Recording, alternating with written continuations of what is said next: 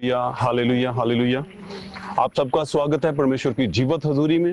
वो प्रेजेंस, वो हजूरी जो अद्भुत है।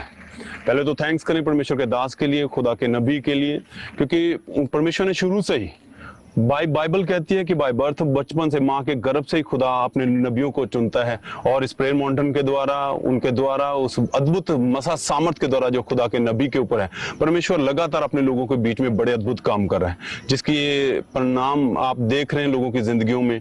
गवाहियां, जो भी विश्वास के साथ इस सामर्थ को ग्रहण करता है, रिसीव करता है, परमेश्वर की हजूरी के साथ जुड़ता है, परमेश्वर से छूता है, उसे आजाद करता है, अद्भुत गवाहियां।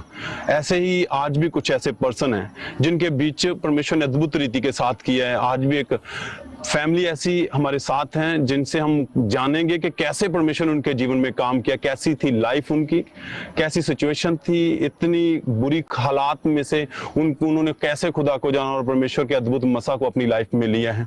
हमारे साथ है सिस्टर आप बताएं आपका नाम क्या है? आप सबको जय मसीह की। मैं प्रभु यीशु मसीह का धन्यवाद करती हूँ। मेरी गवाही है दुष्ट आत्माओं की, मेरी गवाही दुष्ट आत्माओं की। नाम क्या है आपका? मेरा नाम ममता है। कहाँ से हैं आप? चंडीगढ़ से। आपकी गवाही है पिछले 15 साल से आपके ऊपर किसी ने जादू टोना कर दिया था। कैसे हुआ था, आप खुद बताएं अपनी गवाही में। 15 साल पहले दुष्ट आत्मा मतलब किसी ने मुझ पर जादू टोना कर दिया था। मैं कहीं बाहर गई हुई थी, तो किसी के घर पे जैसे शादी वगैरह फंक्शन में जाते हैं, वहाँ पर गई हुई थी। मुझे उस टाइम नहीं पता था, मेरे किसी ने बाल काट लिए थे। उसके बाद काफ़ी टाइम तक मैंने ध्यान नहीं दिया। फिर एक दिन मेरी मम्मी से मैं अपने बालों में तेल लगवा रही थी, तो मम्मी ने कहा कि ये तुम्हारे बाल किसने काटे हैं। मैंने कहा पता नहीं, मैंने तो ध्यान नहीं दिया, क्योंकि मुझे कैसे पता लगेगा मेरे बाल कटे हुए हैं। फिर उसके बाद मतलब मेरा रिश्ता हो गया था, 10 दिन बाद मेरी शादी होने वाली थी। तो फिर मैंने ध्यान ही नहीं दिया कि मेरे बाल कटे हुए हैं। बाद में फिर जब मेरी शादी हो गई, 10 दिन के बाद मेरी शादी थी और मेरी शादी हो गई, फिर उसके बाद मेरे ऊपर अटैक होने लगे दुष्ट आत्माओं के। शादी के बाद एक दिन मैं जब नई शादी होके मेरी गई, तो उसके दिन मैं जब अकेली कमरे में थी, तो मुझे आवाज़ें आई अपने नाम से। तो मैंने बोला कि पता नहीं मुझे कौन इस रूम में आवाज़ दे रहा है। ऐसे लगा कि पहली बार किसी घर आई हूँ ससुराल में, तो मुझे डर सा लगा, ऐसा लगा। तो फिर एक दिन को मैंने देखा, फिर दूसरे दिन भी मेरे साथ सेम वो ही अटैक होया। मैं सोने लगी चादर लेके और सोने लगी, सोने की कोशिश करी। जैसे ही मुझे थोड़ी सी नींद आई, उसी टाइम मेरे एकदम से गला दबाया और मैं एकदम मतलब डर के एकदम से घबरा के उठी। मैंने कहा ये ऐसे क्यों हो रहा है मेरे साथ, मैं डर के उठी। फिर सेम अगले दिन भी मेरे साथ यही होया। मैं सोई और मेरी चादर एकदम से खींच ली। फिर मतलब मैं बहुत बुरी तरह से डर गई कि कुछ तो है यहाँ पर जो मतलब मेरे साथ ऐसा क्यों हो रहा है। मैं सिर्फ यही मतलब फिर मैंने एक दिन अपने हस्बैंड को बताया कि जब से मैं आपके घर आई हूँ मेरे मुझ पर ऐसे अटैक हो रहे हैं। उन्होंने कहा कि ऐसा कुछ नहीं है, आपका वहम है ये, आप मतलब ऐसा कुछ नहीं है। फिर मैंने कहा वहम 1 दिन हो सकता है, 2 दिन हो सकता है, हर दिन मेरे साथ रात को ऐसे क्यों होता है। फिर ऐसे ही मेरे अटैक बढ़ते गए। उसके बाद मुझे सपने आते थे, जैसे मुझे गहरा नदियाँ, जैसे पानी दिखता था, समुंदर जैसे मुझे कोई उठा के लेके जा रहा है और मुझे पानी में गिरा रहा है। तो मैं एकदम उड़ती थी, कहीं ऐसा लगता था मुझे जैसे मुझे पानी में गिर गई हूँ, मैं चीख रही हूँ। फिर जब मैं उठती थी, फिर मैं मतलब बोलती थी कि मुझे अभी भी ऐसा डर लगता है। फिर फिर मेरे अटैक बढ़ते ही गए। फिर उसके बाद मुझे एक दिन सपना में ऐसे आया कि बच्चों को, मैं छोटे बच्चे होया करते थे, उन्हें मैं उठाती थी और उन्हें खूब खिलाती थी, प्यार करती थी। फिर उसके बाद मैं उनको ही मार के ना और खा लेती थी। तो फिर मतलब ऐसे, और ना मैं सिर्फ अपने आप में ही खुश रहती थी। मुझे ना किसी से कोई बात करना अच्छा नहीं लगता था, और ना ही मैं किसी की तरफ देखती थी। मुझे लगता था सिर्फ मैं अकेली रहूं और मुझे अकेला रहना ही अच्छा लगता था। फिर ऐसे ही मेरे अटैक बढ़ते गए। जब मैं अपने घर में ससुराल में मैं अकेली होती थी, तो जैसे चीज़ें, बेजुबान चीज़ें होती हैं, मैं उनसे बातें करती थी। जैसे कुर्सी होगी, जैसे कोई टेडी बियर या पिल्लो वगैरह, मैं उन सब चीज़ों से मैं बातें करती थी। तो मुझे जो भी लोग मेरे घर में जैसे आते थे, तो मुझे देखते थे कि ये किससे बातें करती रहती है, ऐसे मतलब क्यों करती है ये। तो मैं हमेशा यही मतलब मुझे कुछ नहीं पता होता था कि कोई देख रहा है, क्या कर रहा है, क्योंकि मुझे खुद अपनी सुध बुध नहीं रहती थी कि मैं कर क्या रही हूँ। फिर ऐसे मेरा चलता रहा, अटैक बढ़ते गए मेरे बहुत ज़्यादा। फिर मुझे सांप दिखाई देते थे, गहरा पानी दिखाई देता था। फिर एक दिन मैं अपने ससुराल में घर में दिन में अकेली थी। जब थोड़े दिन मेरी शादी को हो गए, तो मेरे हस्बैंड और मैं ही उस घर में रहते थे। तो मेरे हस्बैंड जॉब पे गए और मैं घर पे अकेली थी। तो मैं ना नहाने के लिए गई, और फिर मैं नहाने के लिए गई तो मैंने अपने कमरे का दरवाजा भी लगाया, हमारे रूम के साथ अटैच बाथरूम था। मैंने कमरे का दरवाजा अच्छे ध्यान से लगा के मैं बाथरूम में नहाने गई। जब मैंने आके देखा तो मेरी अलमारियों की खुलने की मुझे आवाज़ें आ रही। तो फिर मैंने बाली धोए तो मैं निकल के आई, मैंने कहा मेरे कमरे में कौन है कौन है। जब मैंने आके देखा कमरे में तो मेरी अलमारी के अंदर कपड़े जो कि मैंने सूखे रखे, रूम में मेरी अलमारी में पानी कैसे चला गया। जब मैंने खोल के देखा तो अलमारी में ऐसे कपड़ों में पानी पड़ा था जैसे कोई बाल्टी भर के पानी डाल देता है। और उसी वक्त में इतनी ज्यादा घबरा गई, मैंने कहा मेरी अलमारी में पानी कैसे आया, क्योंकि बाथरूम तो इतना दूर है रूम से, तो ये अलमारी के अंदर पानी किसने। और उस टाइम मैं बहुत ज्यादा घबरा गई और डर गई मैं एकदम से। फिर मैं बाहर निकल के आई, फिर मैंने अपने हस्बैंड को बताया कि अब बहुत हो गया। मैंने कहा ये आप मेरी सुनते नहीं हो, ये सब कुछ ऐसे हो रहे। फिर भी उन्होंने मेरा यकीन नहीं करा। फिर एक दिन हमारे घर गेस्ट आए और मेरे हस्बैंड नॉनवेज लेके आए थे चिकन बनाने के लिए। कहते ममता ये तुम बना लेना। तो मैंने कहा ठीक है। फिर वो लोग बाहर चले गए घूमने के लिए और कहते तू बना लेना। पता नहीं मुझे एकदम से क्या हुआ, मैंने सब कुछ किया बनाने के लिए। फिर मैं एकदम से चिकन जब धोने लगी बर्तन में डाल के, तो मैं स्लेब पर बैठी थी और बैठ के ना मैंने उस चिकन को उठा के ना और मैंने मतलब खाने लगी ऐसे ही। और खाने लगी तो कच्चा मांस आपने खाना शुरू कर दिया था। आपके मन में आता था ये सब? हाँ, मेरे मन में ना मतलब ऐसे आता, जैसे मैं अपनी स्किन को भी देखती थी ना अपने हाथ पर, जैसे मैं नहाती थी तब मैं देखती थी तो मैं अपने हाथ पैर को काट लेती थी दांतों के साथ और ब्लड निकाल लेती थी। और फिर मैं ना उससे ऐसे चूसने लग जाती थी। तो मुझे चिकन देख के बहुत ज्यादा मन करता था कच्चा खाने को, मतलब पेशेंस नहीं होता था कि मैं इसे बनाने तक खाऊं, मैं कच्चा ही खा लेती थी। और आप अपने नाखूनों को अपनी बॉडी पे ऐसे खरोच लगा के वो भी मांस निकाल के खाते थे? वो भी मैं खा लेती थी क्योंकि मुझे चिकन मांस खाना बहुत अच्छा लगता था। फिर मेरे हस्बैंड ने उसी मोमेंट पे मुझे देखा, मैं चिकन बैठ के खा रही थी। जब मेरे हस्बैंड ने मुझे देखा कि ये ममता क्या कर रही है, तो मुझे कुछ समझ में नहीं आ रहा। मुझे इतना गुस्सा आया कि जिस बर्तन में चिकन था मैंने वो ही अपने हस्बैंड के फेंक के मारा, क्योंकि ऐसा मुझे लगा कि मुझे खाते हुए डिस्टर्ब क्यों करा। और ये अटैक बढ़ रहे थे और अलग अलग रीति के साथ दुष्ट आत्मा आपसे बातें भी करता था। हाँ जी दुष्ट मैं जब घर में अकेली होती थी तो मैं अपनी खिड़की की तरफ मुंह करके सोती थी। तो मैंने दुष्ट आत्मा को अपने जैसे एक इंसान के साथ बैठे होते ऐसे मैंने रियल में शैतान को दुष्ट आत्माओं को देखा है। मैं बैठी थी एक दिन खिड़की की तरफ और मैं बैठे बैठे सो गई। जब मैंने अपनी खिड़की की तरफ देखा तो एकदम से दुष्ट आत्मा ने मेरे ऊपर को ऐसे करा और एकदम मैं डर गई। और मैंने इतना गंदी तरह से देखा कि उसके मुंह से ब्लड निकल रहा है, उसके इतने बड़े बड़े सीन है और मैं इतनी ज्यादा घबरा गई थी। और उसके बाद मैं बेहोश हो गई, मुझे कुछ भी नहीं पता लगा कि इतनी ज्यादा मैं डर गई थी, बहुत ज्यादा। खुली आंखों से दुष्ट आत्माएं नजर आना, आंखों से मुझे क्या कहती थी दुष्ट आत्माएं जब बातें करती थी? मैं यही कहती थी, जब मैं कहीं मार्केट जाना, जैसे मैंने किसी के साथ में जाती तो मुझे ये नहीं लगता था कि कोई मेरा अपना, जैसे कोई मेरे साझा, मुझे लगता था हजारों की दुष्ट आत्माएं मेरे आसपास चल रही है। बस वो मुझे यही कहती थी कि हम तुझे मार देंगे, तुझे लेके जा, मार देंगे। बस यही सब कुछ मुझे दुष्ट आत्माएं बोलती रहती। और ऐसे अटैक में फिर आपने नशा करना शुरू कर दिया? हाँ जी, फिर मेरे अटैक इतने ज्यादा बढ़ गए तो मैंने उसके बाद मतलब 2 बार तो मैंने सुसाइड करने की कोशिश करी। एक बार मैं ट्रेन की पटरी पर अपने मतलब मरने की कोशिश करी जाने। सुबह मैं 6 बजे उठकर गई, इसीलिए क्योंकि अगर लेट जाऊंगी तो कोई मुझे रोक लेगा और बचा लेगा। तो सुबह ही मैं 6 बजे उठ के ट्रेन की पटरी पर सुसाइड करने के लिए गई। फिर शराब ला के रखता था छुपा के और मैं ना देख लेती थी उसको। जब वो घर में कोई नहीं होता था तो मैं उसकी सारी शराब पी लेती थी। मैं सोचती थी कि जो मेरा भाई ड्रिंक करता है तो ये मतलब इतनी शांति से सोता है, तो मुझे क्यों नहीं नींद आती, मैं भी एक दिन इसे पी के देखती हूँ क्या इसमें शांति है। तो फिर ऐसे ही मैंने मतलब एक दिन पी तो मुझे बहुत अच्छी नींद आई, मुझे कोई अटैक कुछ नहीं लगा। तो मैंने बोला कि यही सब कुछ ठीक है, इसमें शांति तो है, ये मतलब मुझे शांति तो देती है, मेरी कोई सुनता तो है नहीं है। फिर और कितनी दारू आप कितनी ड्रिंक कर लेते थे?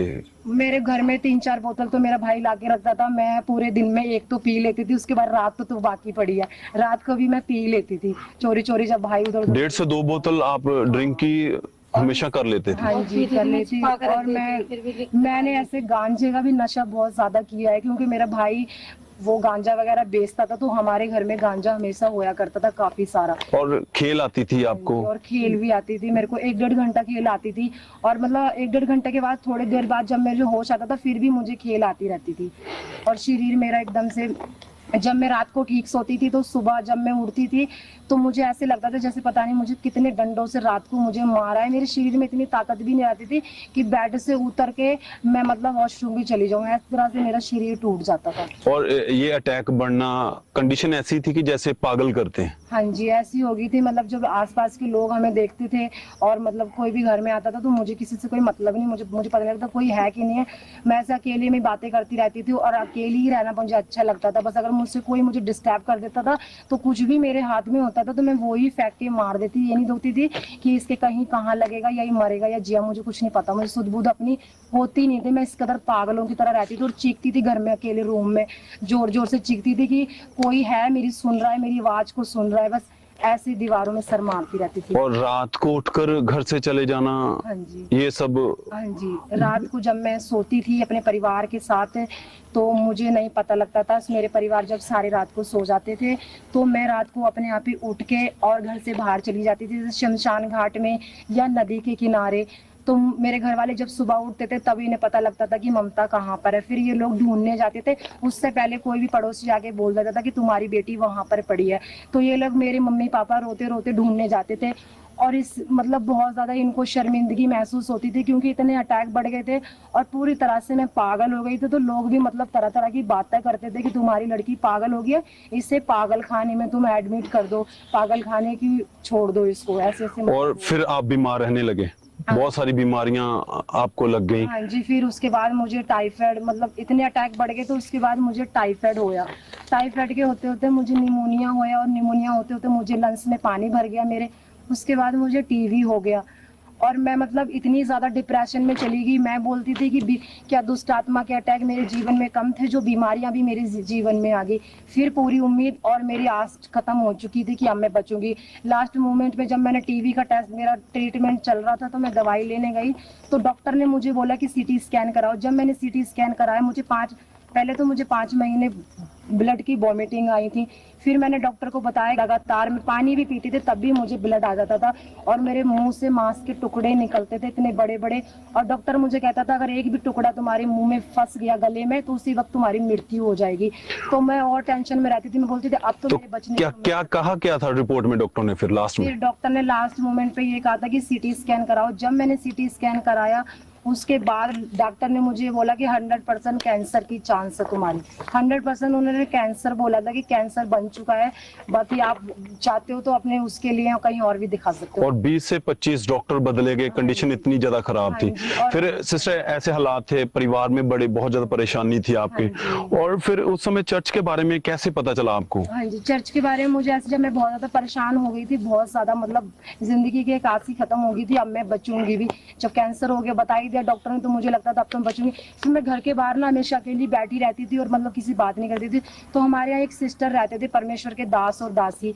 उन परमेश्वर की दासी ने मुझे ये कहा कि सिस्टर आप ऐसे उदास क्यों बैठे रहते हो। मैंने उन्हें कहा कि सिस्टर मतलब ऐसे ऐसे करके बात है, मेरे मतलब बीमार हूँ, ये सब कुछ है, मैं ठीक ही नहीं हो रहा, इतने सालों से मेरा इलाज चल रहा है और सब तरह से मैं परेशान हो चुकी हूँ। और उन्होंने फिर चर्च के बारे में बताया? फिर उन्होंने मुझे ये कहा कि सिस्टर आप परमेश्वर पे, उन्होंने मुझे परमेश्वर के बारे में बताया कि आप प्रभु यीशु मसीह को जानते हो। मैंने बोला नहीं सिस्टर मैं नहीं जानती हूँ, पर मैंने प्रभु यीशु मसीह के बारे में सुना है।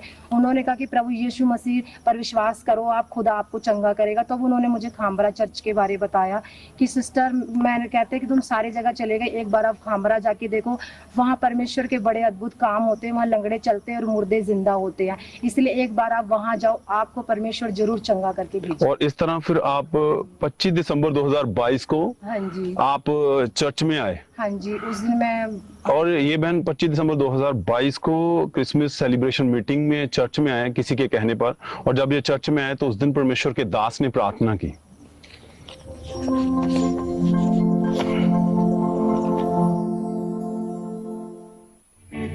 मैं यीशु मसीह के नाम में कमांड करता हूं वो सब दुष्ट आत्माओं को जो आपके ऊपर कब्जा करके बैठी है, आउट इन जीसस नेम। ऐ दुष्ट आत्मा इस फायर से निकल, रिलीज करो होली गोस्ट, रिलीज करो होली गोस्ट, रिलीज करो होली गोस्ट।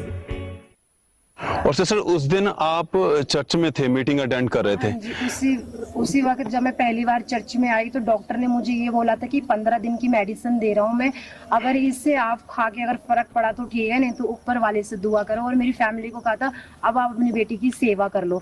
तो मुझे उस सिस्टर ने बोला, तो फिर मैंने बोला कि मम्मी एक बार हम खामरा चर्च चलते हैं, सारी जगह तो हम चले गए, हमारी उम्मीद खत्म हो गई, पर एक बार हम वहाँ चलते। जब मैं पहली बार अपने सारे डॉक्यूमेंट और वो 15 दिन की मेडिसिन लेके और तब मैं खामरा चर्च एक विश्वास के साथ, एक आस के साथ आई थी कि खुदा ही मुझे बचाएगा। तो फिर जब मैं इमरजेंसी में बैठी थी, जब मैं पहली बार आई थी तो इमरजेंसी में बैठी, जब परमेश्वर के दास ने मेरे लिए मतलब बीमारों के लिए प्रार्थना करी, तो मैंने उस प्रार्थना को अपने लिए रिसीव करा। मैंने कहा कि ये वर्ड जो पापा ने बोला ये मेरे लिए है प्रभु, मैं अपने लिए रिसीव करती हूँ। आज मैं चंगी हो गई हूँ और आज मेरी हीलिंग हो गई है। उसी वक्त मैंने प्रार्थना रिसीव करी तो मुझे ब्लड एकदम उल्टी आई और उसमें मतलब एक इतना बड़ा फीस टुकड़ा ब्लड का निकला और उसी वक्त मेरे अंदर मतलब मुझे लगा कि अब मेरी हीलिंग होगी और मुझे अंदर से ऐसा लगा कि कुछ निकल के गया है मेरे अंदर से। और उस दिन से एकदम लाइफ बदल चुकी है। हाँ जी, फिर उस दिन के बाद मतलब बहुत अच्छा लगा। उस दिन के बाद मैंने सारे टेस्ट कराए। अगले दिन सोमवार को मंडे को जाके तो जिस डॉक्टर ने मुझे कहा कि 15 दिन की दवाई दी है और ऊपर वाले से दुआ करो, उसी डॉक्टर ने मेरे टेस्ट किए और वो बोलता कि मेरे को डॉक्टर ने बोला कि आपके सारे डॉक्यूमेंट मतलब सारे टेस्ट नेगेटिव है और आप ठीक हो चुके हो। तो मैंने बोला कि डॉक्टर ने बोला कि कहाँ आपने दिखाया? मैंने बोला कि प्रभु यीशु मसीह ने मुझे चंगा किया है, जिन्होंने जो मुर्दों में से जिंदा है। डॉक्टर ने पूछा आपको जब रिपोर्ट नॉर्मल हुई तो उन्होंने पूछा कि आपने कहाँ गए थे, जहाँ कहाँ से कोई मेडिसिन या दवाई ली है? हाँ जी, डॉक्टर ने मुझे पूछा, उसने मतलब ये पूछा कि मतलब संडे की मैं सैटरडे की रिपोर्ट अपनी पॉजिटिव लाई थी और मंडे को मैंने विश्वास के साथ टेस्ट कराया। तो फिर उसी बार उन्होंने मतलब देखा, उसके बाद मेरी सारी रिपोर्टें नेगेटिव आई। तो डॉक्टर ने मुझे ये कहा कि ऐसे जादू कैसे हो गया, सैटरडे की रिपोर्ट तो सारी पॉजिटिव है और अब सारी नेगेटिव क्यों रिपोर्टें आ रही हैं? तो मैंने उन्हें बताया, कहते तुमने कहीं और डॉक्टर को दिखाया? मैं प्रभु यीशु मसीह को मानती हूँ और खुदा पर मैंने विश्वास करके वहां गई और मैं आज चंगी हो गई। और कितने समय से बिल्कुल अब ठीक है हम? अब मैं 8 महीने से पूरी तरह से ठीक हूँ। हालेलुया, मुझे कोई थैंक यू जीसस। जितने ऑनलाइन इस गवाही को देख रहे हैं, अगर आप इस प्रार्थना के साथ जुड़े हैं तो थैंक्स करें, तारीफ करें परमेश्वर के बड़े अद्भुत कामों के लिए।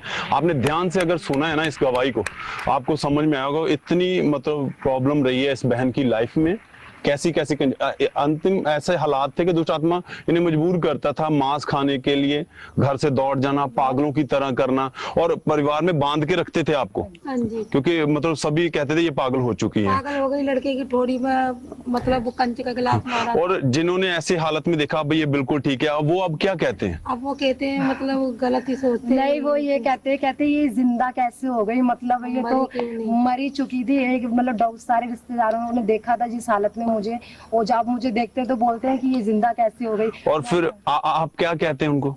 मैं उनको यही कहते हैं कि प्रभु यीशु मसीह पर विश्वास करो, जैसे खुदा ने मुझे चंगा करा तुम सबको भी चंगा करने की सामर्थ्य रखो। Hallelujah, thank you Jesus. क्योंकि अद्भुत है जीवत परमेश्वर प्रभु यीशु मसीह की अद्भुत हजूरी।